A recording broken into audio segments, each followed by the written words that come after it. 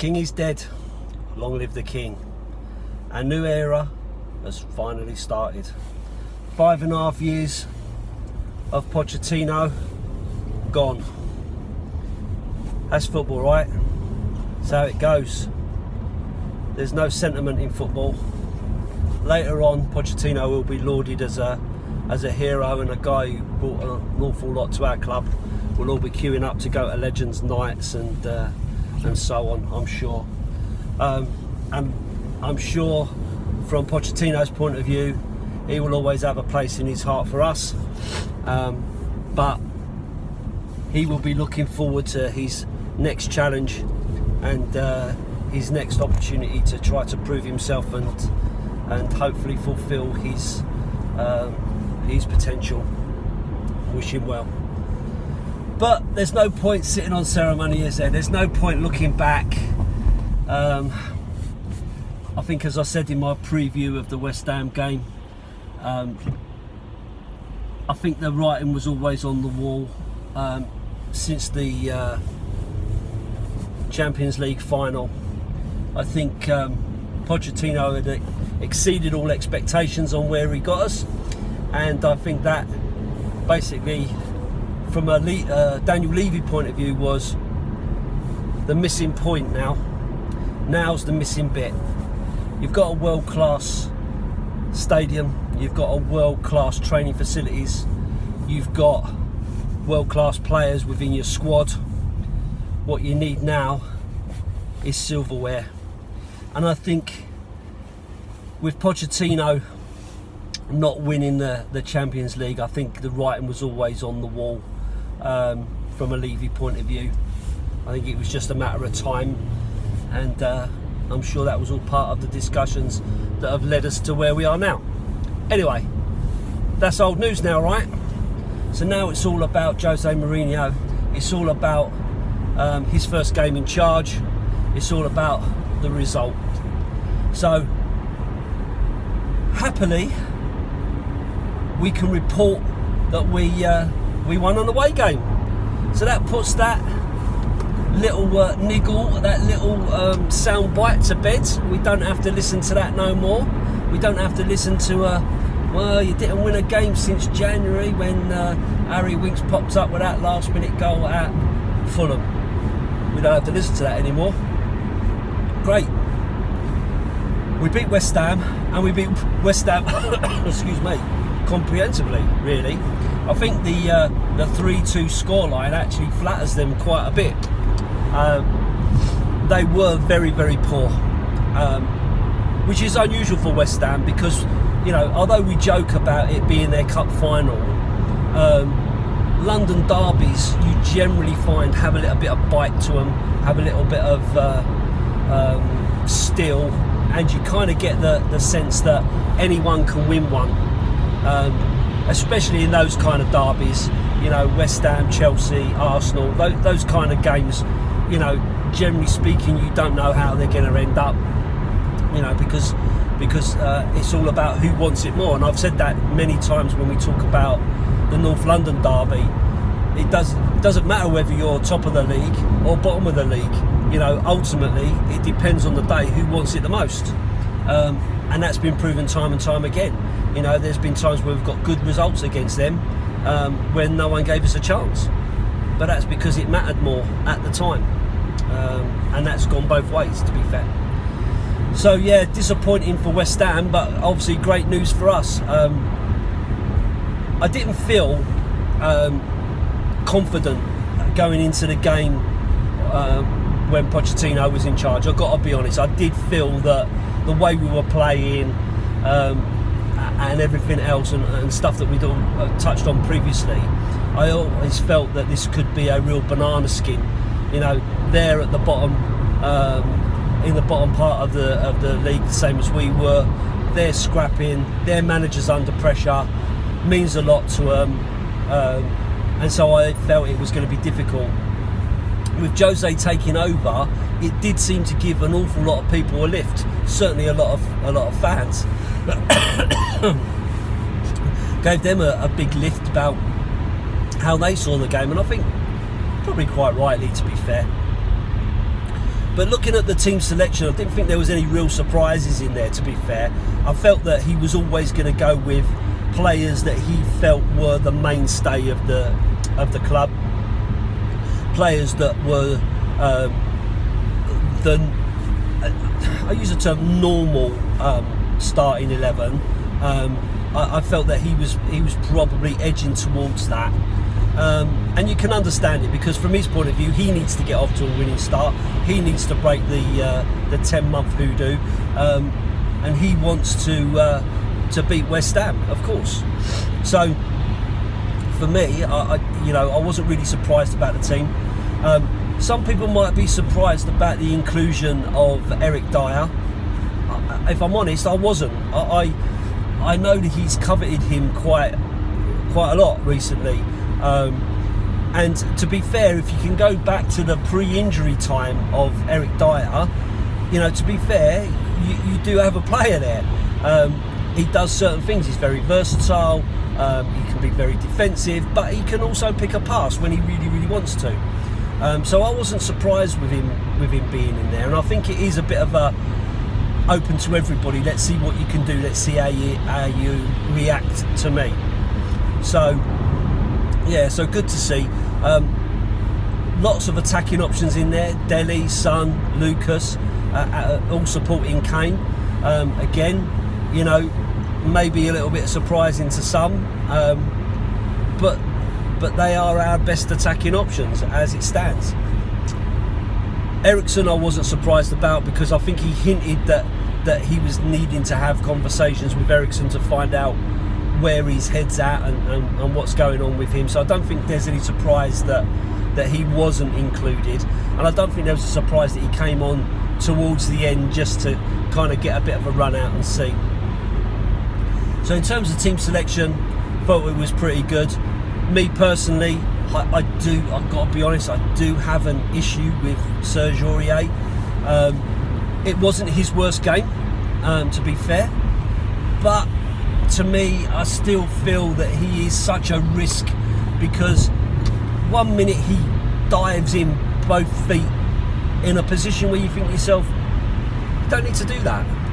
You don't need to do that. Very similar to the position he was in when he got sent off not so long ago. And you think to yourself, why? Why are you doing that? The guy's right up against the line. He's not turning anywhere. He's not going anywhere. Just keep the pressure on him, but don't dive in. But he does. But then he produces one of the best crosses that we've seen for a long time. Straight here, bobosh, straight onto Harry Kane's nut. Easy goal for the guy. He didn't even have to header it. He just literally had to let it hit him. And that's from Serge Aurier. And that's what you can get with him. But it's getting that Serge Aurier. That's the issue. Are we going to get that from him consistently? Because that's what we need. We don't need the guy diving in like a lunatic. That's not going to help us. Anyway, that's just my personal issues with the guy. I'm sure he's a great fella. I'm sure he's really nice. I'm sure he loves puppies and kittens. But for me, I just have that big question mark over him. I need to see him being more, using his footballing brain more, and not making rash, stupid decisions and rash, stupid tackles. I just need that feeling of security in him. Every time I see him in our defensive third, I'm panicking that he's going to do something stupid. But to be fair, on Saturday he wasn't too bad. Dele Alli is looking a lot sharper. I don't put that down just to Mourinho coming. I think that's too soon to say. I think Dele has been coming back. Maybe give him a little bit of confidence. Maybe he feels he's got something to prove. I don't know. But he did have a really good game. He played really well. I mean, his flick when he was on the floor was amazing. I was watching it and I had to really look to see, did he really do that? Did he really get that ball up the line to Son? And again, the running from Son, sublime. I mean, you can't how much more can you say about Sonny, really? I mean, his commitment, his desire, his scoring ability, his friendliness, his rapport with the supporters and the team. What is there to dislike about the guy? You know, he's just one of them players you really want in your team, and I was really pleased to see him playing and scoring such a good goal. So him and Dele were both up for man of the match, and I thought both of them really deserved it, to be fair. Lucas, I felt, had a bit of a quieter game. He scored a goal, showed a lot of desire to get there. Really chuffed for him to score a goal like that. But apart from that, I felt he was a little bit quiet in the game. Didn't really do an awful lot. Huffed and puffed a bit, but nothing major. Kane, I felt, was playing a little bit of a different role. He was kind of harrying and pushing and getting involved a little bit deeper than he would normally do. But I don't have an issue with that with Harry, because you know the passing ability that he's got, that he can pull something out of the bag and set someone else up. And with the other two attacking players scoring, you know, it was ideal. Harry then gets the third one, and it's game over, and all three front players all score a goal. Happy days. Can't ask for more than that, really. So overall, I felt it was a decent game. We played fairly well. Couple of bits and pieces in there that I felt that showed a little bit of Mourinho in there. The messing about at the back, passing, drawing players into you before passing the ball out. That was less evident. There was a little bit more playing longer. I'm not going to say long ball, because it wasn't long ball, but Gazzaniga, who is a good kicker of the ball, to be fair, certainly better than Hugo, he was getting the ball out quickly. He was moving the ball on. We wasn't kind of sitting there inviting them on to us, and I felt that worked well. I felt that worked better. There was also a little bit of gamesmanship during the game. I felt that there was a point where Gazzaniga caught the ball quite easily, but then dived on the floor. He didn't need to, but he did, because it wastes a little bit of time and calms things down. Kane as well came all the way back into the defensive third, drew a foul off of one of their players, slowed the game down when we were under a little bit of pressure, and it's stuff like that Pochettino probably wouldn't have worked on, probably wouldn't have said anything about, probably wouldn't have even wanted them to do, to be fair. But sometimes you need to do some of that dirty kind of stuff, and I've called that out previously, that we don't do that enough. But I felt that you know, you could kind of see a little bit of influence in there. You can kind of see Mourinho saying to him, you know, you need to slow it down there. You need to get hold of that. They've probably looked at some videos of different things where they've give goals away and stuff. But you know, overall, I felt, you know, I didn't feel I'm stuttering. Sorry, I didn't feel that this was all about Mourinho's impact. I felt that the team that we put out there should have beaten this West Ham team anyway, whether Pochettino had been in control or not. But at the same time, you can see a little bit of influence growing in, and I'm sure we'll see a lot more of that as time goes on. But as he said, you know, you can't go into a middle of a season and start changing everything, because that's not going to work. So he needs to build on and add stuff, as opposed to move stuff and change stuff, you know. So hopefully we'll see that kind of progress and get add-ons, as opposed to those changes that we've kind of feared, you know. So ultimately the game ends up with 3-2, and my concern about that wasn't so much that they did score the goals. It was more about our reaction to it. I still feel that there is a real soft underbelly there, which concerns me. Antonio came on and it was a real handful. I think he's a good player. He's a right lump as well, and he gets himself involved, and he doesn't give up on anything, which from a West Ham point of view you've got to commend, because they got very little from anybody else. So I felt he did really, really well for them, and he really did kind of keep dragging them into the game and keeping it alive and keeping it as a battle. And the longer the game went on, the more nervous I became. I sat and watched the game. I actually did a video of me watching the game, which I don't normally do, but I was on my own, so I thought, well, why not?